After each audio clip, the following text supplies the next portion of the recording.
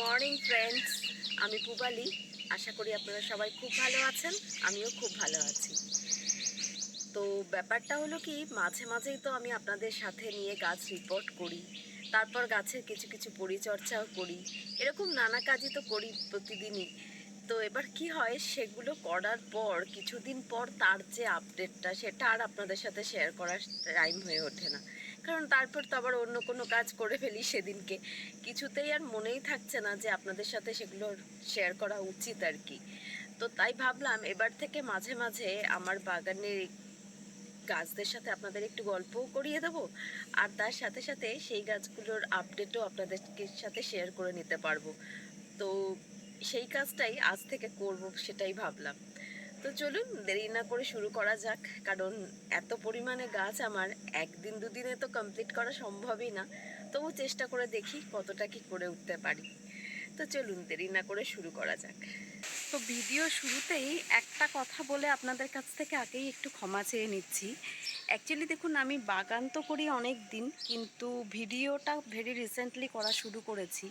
তো যে কারণে কি হয়েছে, আমার বাগানে গাছগুলো একটু এলোমেলোভাবে রাখা থাকে, মানে ওই পরিকল্পনা মাফিক বাগানটা নয় আর কি। মানে একদিকে ফল, একদিকে সবজি, একদিকে ফুল, এরকমভাবে নয়। তো সেই কারণে যখন যে সাইডে যে ধরনের গাছগুলো আছে সেগুলোই আপনাদের সাথে শেয়ার করছি, একটু কষ্ট করে মানিয়ে নেবেন। তো যাই হোক, এই যে গাছটা, এটা হচ্ছে একটা লাল বকফুল গাছ, এবং আগের বছরে এই গাছটা আমি লাগিয়েছিলাম আমার বাগানে। আর একটা সাদাও আছে, তবে এদিকে সেটা নেই। তো এই লাল যে বকফুল গাছটা, এটা অফুরন্ত ফুল দিয়েছে আগের বছর, এবং এই ফুল আমি মানে আমার পাড়ার তো সমস্ত মানুষকে প্রায় দিয়েছি, প্লাস আত্মীয় স্বজন বলুন, আমরা নিজেরা মানে লাস্টে আর খেয়ে শেষ করতে পারিনি, নষ্ট হয়েছে প্রচুর। তো এই হলো সেই বকফুল, আবার সেটাকে প্রুন করে দিয়েছি, এবং দেখুন কি সুন্দর শেপ নিচ্ছে, এবং মাঝে দু চারটে করে ফুলও কিন্তু দিচ্ছে, সেগুলোও আপনাদের সাথে শেয়ার করা আছে আমার অনেক লং ভিডিওতেই। তো এটা হলো বকফুল গাছ। আর ঠিক এর পাশে এই যে গাছটা দেখছেন, এটা হচ্ছে একটা কাগজি লেবু গাছ। এটারও এই বছর খানেক মতো বয়স হলো আর কি এখন।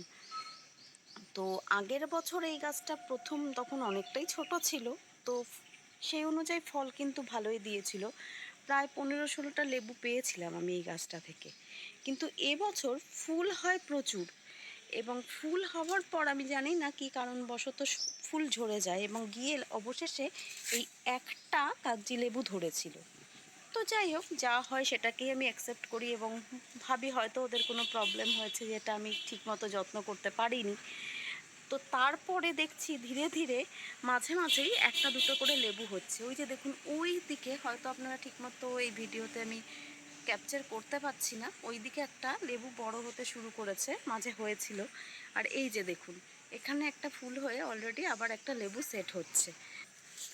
আবার দেখুন, এই যে এইখানেও কিন্তু একটা লেবু সেট হয়েছে। তো এরকমভাবে এদিক সেদিক করে কিন্তু লেবু আবার হচ্ছে। তো আমি জানি না, আমাকে নার্সারি থেকে এটা বলেনি যে এটা 12 মাসই কিনা, তবে আগের বছর তো হয়নি, একবারই হয়েছিল। এবছর দেখছি এরকম হচ্ছে। তো বর্ষাকালে তো একবার লেবু গাছে আবার ফুল আসে সাধারণত 12 মাসিগুলোতে। তো দেখা যাক কি হয়। তো এটা হলো সেই গাছ। আর এই যে গাছটা দেখছেন, এটারও একদমই কম বয়স, বাচ্চা গাছ, দেখেই বুঝতে পারছেন। এটা একটা কালো জাম গাছ। তো আপাতত এত ছোটই রয়েছে, সম্পর্কে আর বিস্তারিত কিছু বলছি না, জাস্ট একবার দেখিয়ে দিলাম আপনাদের। আর ঠিক এর পাশে রয়েছে এই যে, এইটা হচ্ছে একটা সাদা জাম গাছ। আর এই সাদা জাম গাছটা অবশ্য এই কালো জামটার থেকে একটু বয়স্ক, কিন্তু এবছর এতে একটা ছড়া মতো এসছিল বউল। তো সেই মুকুলটা থেকে দুটো তিনটে জাম সেটও হয়েছিল প্রথম দিকে, তারপর ঝরে গেল, এবং আপাতত কোনো জামই নেই। মানে এবছর এই গাছ থেকে আমি কোনো ফলই পাইনি। তো দেখা যাক, বলেছে তো আবার নাকি সাদা জামে বছরে দুবার করে আসে ফুল। তো এখনও অবধি তার কোনো লক্ষণ নেই, হলে নিশ্চয়ই আপনাদের সাথে সেটাও শেয়ার করব। এই হলো আমার সাদা জাম গাছ। আর ঠিক তার পাশেই রয়েছে এই যে দেখুন, এই যে ডালিম অলরেডি আবার ধরছে, এবং এটার থেকে তো একটা বড় ডালিম হারভেস্ট করেছিলাম। ডালিম বলুন, বেদনা বলুন, আনার বলুন, যাই হোক সেটা। এবং আর ছোটো ছোটো এদিক সেদিকে হচ্ছে গাছে, কিন্তু যেহেতু এখানে এই কাগজি লেবু গাছটা রয়েছে, তো পুরো ভেতরে গিয়ে আমি আপনাদের ওইভাবে দেখাতে পারছি না। তবে যতটা সম্ভব চেষ্টা করছি আর কি। তবে একটা ব্যাপার কি, ডালিম এই গাছটা আগের বছরও প্রচুর হয়েছে, প্রচুর, কিন্তু টেস্ট একদমই ভালো না। এবং এবছরও যে অত বড় একটা ডালিম হলো, দেখতেও বেশ সুন্দর লাগলো, কিন্তু ভেতরটা একদমই সাদা, সেটা বড় কথা না, ব্যাপারটা হলো টেস্টটাও একদম বাজে। তো যে কারণে আমাকে আবার একটা ডালিম গাছ কালেক্ট করতে হয়েছে আমার বাগানে, এবং অ্যাড করে দিয়েছি অলরেডি। তো দেখা যাক, সেটা তো বলছে ভালো হবে, কি হয় দেখা যাক। অবশ্যই ফুল ফল হলে নিশ্চয়ই শেয়ার করব আপনাদের সাথে। তো এই গেল আমার ডালিম।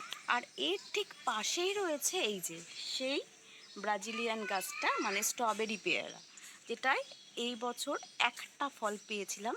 তো জেনারেলি এর সম্পর্কে ডিটেলস ভিডিও তো আমার লং ভিডিওগুলোতে দেওয়াই আছে চ্যানেলে। তো যারা আমার পুরনো বন্ধু তারা অবশ্যই জানেন যে প্রথম বছরে এই গাছে ফল হয় না, ফুল হয়ে চলে যায়, এটাই নার্সারি থেকে বলা হয়েছিল। তাও আমি লাকিলি, মানে এতটাই ফরচুনেট যে একটা পেয়েছিলাম। আর মানে বছরে দুবার করে ফুল আসে, ওরা বলে দিয়েছিল আমাকে যেটা, যে এটা সাধারণত জুলাই আগস্টের দিকে আবার ফুল আসবে। কিন্তু এখন আমি যেটা লক্ষ্য করছি, যে দেখুন অলরেডি আমার কিন্তু গাছে ফুল আসা শুরু হয়ে গেছে এবং আসছে, তার মানে এটা জুনের একদম ফার্স্ট উইক, তো তাতেই কিন্তু ফুল আসছে। এবার দেখা যাক এবার কি ফল হয় না হয়। তো এই হলো আমার সেই ব্রাজিলিয়ান স্ট্রবেরি পেয়ারাটা।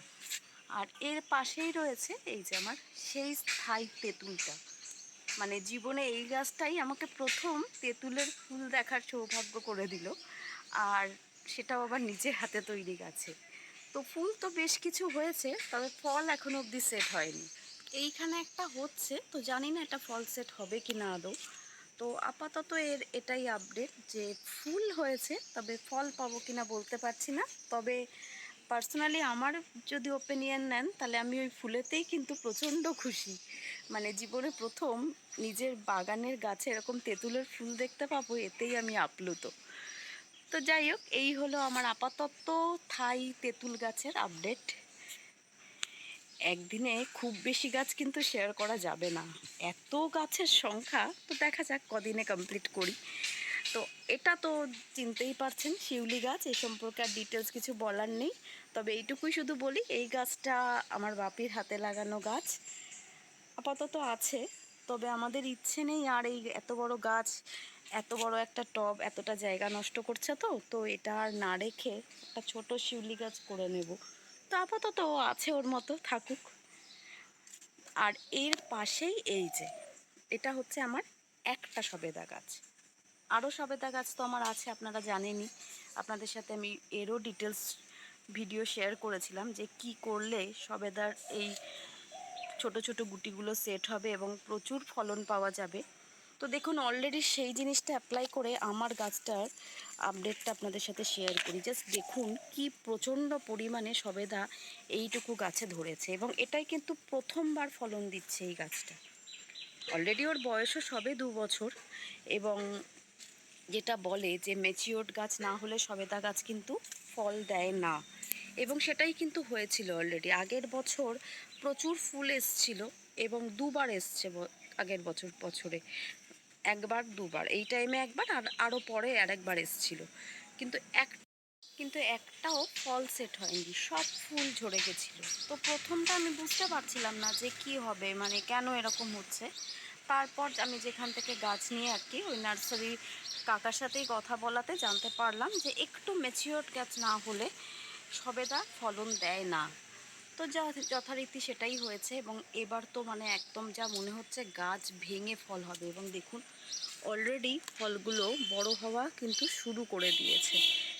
এবং ওই যে বললাম, যে পরিচর্যার কথা আপনাদের সাথে অলরেডি আমি শেয়ার করেছি, সেটাই করছি এবং তারই রেজাল্ট। এবং এখনও দেখুন কি প্রচণ্ড পরিমাণে কুড়ি আসছে গাছে, এবং ভরে ভরে কুড়ি আসছে, তার মানে কি আরও ফল কিন্তু সেট হবে অলরেডি। তার মানে বুঝুন এখনই এতটা, এইটুকু একটা ছোট গাছ, এই যে দেখুন ঝড়ে এই ডালটা ভেঙে গেছিল, তাতেও দেখুন কি পরিমাণে ফল ধরছে, ভাঙা ডালেও, এই যে দেখুন। তো এই হলো ব্যাপার, যত্ন যদি ঠিকঠাক করা হয় না, তো সম্পূর্ণ জৈবভাবে এরকম সুন্দরভাবে গাছ কিন্তু করা সম্ভব। তো যাই হোক, এই হলো আমার সবেদা। আর ঠিক এর পাশে এই যে থাই সেই সাদা জামরুলটা, যেটা অলরেডি প্রুন করে দিয়েছি এবং খাবারও আমার দেওয়া কমপ্লিট হয়ে গেছে। আবার সেই বর্ষা শেষ হবে, শীতের শুরুতে আবার ওরা সলিড খাবার পাবে। আপাতত এই যে দেখুন কত কচি পাতা বেরোনো শুরু হয়ে গেছে এবং গাছ আস্তে আস্তে আবার শেপ নেওয়া শুরু করছে। তো তো এই গেল সাদা জামরুলটা, আর এর পাশে একটা ছোট লাল জামরুল, সবেই এটার এই 2-3 মাস মতো বয়স, তো একদমই ছোট গাছ। তো আপাতত এইটুকুই থাক আজকের মতো। অলরেডি অনেকটাই বড় হয়ে গেছে, তো সেই জন্যই এখানেই শেষ করে দিই আজকের মতো এটুকুই।